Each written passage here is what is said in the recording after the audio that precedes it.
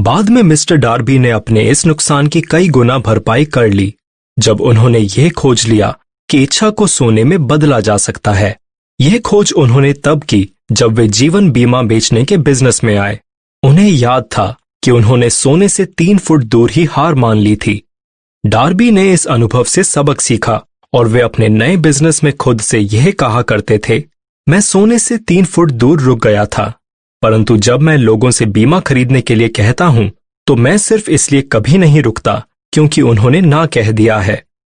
Derby ऐसे चुनिंदा लोगों में से एक बन गए जिन्होंने हर साल $1 मिलियन से अधिक का बीमा बेचा। कुछ समय बाद ही उन्हें एक और अनुभव हुआ जिससे उन्हें यह सीख मिली कि ना का मतलब हमेशा ना नहीं होता। एक दोपहर को वे पुरानी मिल में गेहूं साफ करने में अपने अंकल की मदद कर रहे थे। धीमे से दरवाजा खुला और किराएदार की छोटी सी अश्वेत लड़की अंदर आई और दरवाजे से टिककर खड़ी हो गई। अंकल ने उसकी तरफ देखा और चिल्लाकर पूछा, तुम्हें क्या चाहिए? विनम्रता से बच्ची ने जवाब दिया, मेरी मम्मी ने कहा है कि आप उन्हें 50 सेंट भिजवा दें। मैं नहीं भेजूंगा, अंकल ने जवाब दिया। अब तुम घर की तरफ दौड़ लगा दो। यस सर, बच्ची ने जवाब दिया, परंतु वह जरा भी नहीं हिली। अंकल ने उस गेहूं के बोरे को वहीं पटक दिया जिसे वे उठाकर थ्रेशर में डालने वाले थे और एक डंडा उठाकर वे बच्ची की तरफ आगे बढ़े। जब अंकल बच्ची के पास पहुंचे तो बच्ची एक कदम आगे बढ़ी और वे उनकी आंखों में आंखें डालकर तेज आवाज में चीखी, मेरी मम्मी को 50 सेंट चाहिए ही चाहिए। अंकल रुक गए। उन्होंने उसकी तरफ 1 मिनट देखा, फिर धीरे से डंडे को फर्श पर रख दिया, अपनी जेब में हाथ डाला, आधा डॉलर निकाला और बच्ची को दे दिया। उसने ऐसा किस तरह किया? उनके अंकल को क्या हो गया था जो उनका गुस्सा काफूर हो गया और वे एक भेड़ की तरह आज्ञाकारी बन गए? इस बच्ची में वह कौन सी शक्ति थी जिसके कारण उसे सफलता मिली? आपको क्या लगता है, इस बच्ची में वह कौन सी अद्भुत शक्ति थी जिसके कारण उसने अंकल को हरा दिया? जब मैंने मिस्टर डार्बी को बताया कि वह छोटी सी अश्वेत बच्ची किस अद्भुत शक्ति का प्रयोग कर रही थी, तो उन्होंने 30 साल के अपने जीवन बीमा सेल्समैन के कार्य का विश्लेषण करते हुए यह तत्काल स्वीकार किया कि इस क्षेत्र में उनकी सफलता का एक बहुत बड़ा कारण उस बच्ची से सीखा गया सबक था। मिस्टर डार्बी ने बताया, हर बार जब भी संभावित ग्राहक मुझे टरकाना चाहता था और मुझसे सामान खरीदने से मना कर देता था, तो मुझे उस पुरानी मिल में खड़ी वह बच्ची याद आ जाती थी जिसकी बड़ी बड़ी आंखों में अवज्ञा साफ दिख रही थी। मेरी ज्यादातर सेल तभी हुई है जब शुरुआत में ही लोगों ने ना कहा है। मिस्टर डार्बी और उनके अंकल की सोने की खुदाई, बच्ची और अंकल की मुठभेड़ की कहानियां बेशक सैकड़ों जीवन बीमा एजेंटों द्वारा पढ़ी जाएंगी और इन सभी को लेखक यह बता देना चाहता है कि इन दोनों अनुभवों से सबक सीखकर ही डार्बी हर साल $10 लाख से ज्यादा का जीवन बीमा बेच पाए। सफलता हासिल करने के लिए इंसान को सिर्फ एक दमदार विचार की ही जरूरत होती है। जब आप सोचकर अमीर बनने की शुरुआत करेंगे तो आप देखेंगे कि दौलत मानसिक अवस्था से, लक्ष्य की निश्चितता से शुरू होती है, चाहे उसमें कड़ी मेहनत हो या ना हो। आप और आप ही की तरह के हर व्यक्ति को यह जानने में रुचि लेनी चाहिए कि उस मानसिक अवस्था को कैसे हासिल किया जाए जिससे दौलत को आकर्षित किया जा सके। जैसे ही आप इस फिलॉसफी के सिद्धांतों को अपना लेंगे और इन सिद्धांतों पर अमल करने के निर्देशों का पालन करने लगेंगे, आपकी आर्थिक स्थिति सुधरने लगेगी और आप जिस भी चीज को छुएंगे वह आपके लिए फायदेमंद साबित होने लगेगी। असंभव? बिल्कुल नहीं। मानव जाति की एक खास कमजोरी यह है कि औसत आदमी असंभव शब्द का प्रयोग बहुत करता है। यह पुस्तक ऐसे लोगों के लिए लिखी गई है जो ऐसे नियम जानना चाहते हैं जिन्होंने दूसरे लोगों को सफल बनाया है और जो इन नियमों पर चलने के लिए अपना सब कुछ दांव पर लगाने के इच्छुक हैं।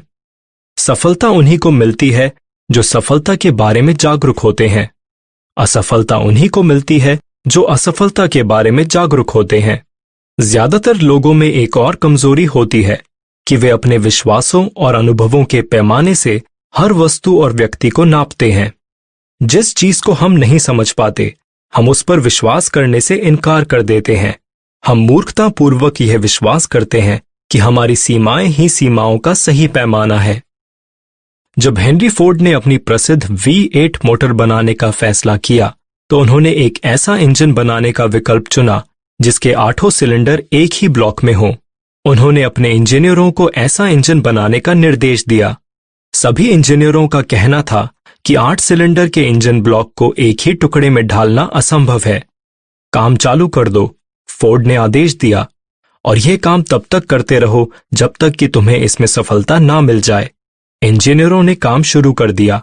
अगर वे फोर्ड की नौकरी में बने रहना चाहते थे तो उनके पास कोई दूसरा विकल्प था भी नहीं।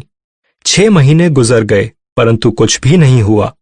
इसके बाद 6 महीने और गुजर गए और फिर भी कुछ नहीं हुआ। 1 साल बाद फोर्ड ने इंजीनियरों को फिर बुलवाया और दोबारा उन्होंने उन्हें वही बताया कि उनके आदेश को पूरा करने का कोई तरीका उन्हें नहीं सूझ रहा है। काम चालू रखो, फोर्ड ने कहा।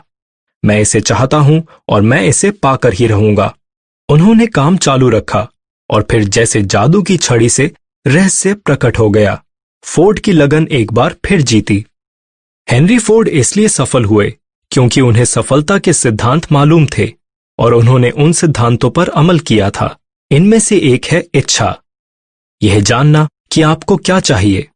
जब हेनले ने यह अमर पंक्तियां लिखीं, मैं अपने भाग्य का निर्माता हूं, मैं अपनी आत्मा का कप्तान हूं, तो उन्हें हमें यह जानकारी देनी चाहिए थी कि हम अपने भाग्य के निर्माता स्वयं हैं, अपनी आत्माओं के कप्तान हम स्वयं हैं, क्योंकि हम में अपने विचारों को नियंत्रित करने की शक्ति है। उसे हमें यह बताना चाहिए था कि ढेर सारी दौलत हासिल करने से पहले हमें अपने मन में दौलत हासिल करने की प्रबल इच्छा का चुंबकीय विचार रखना चाहिए।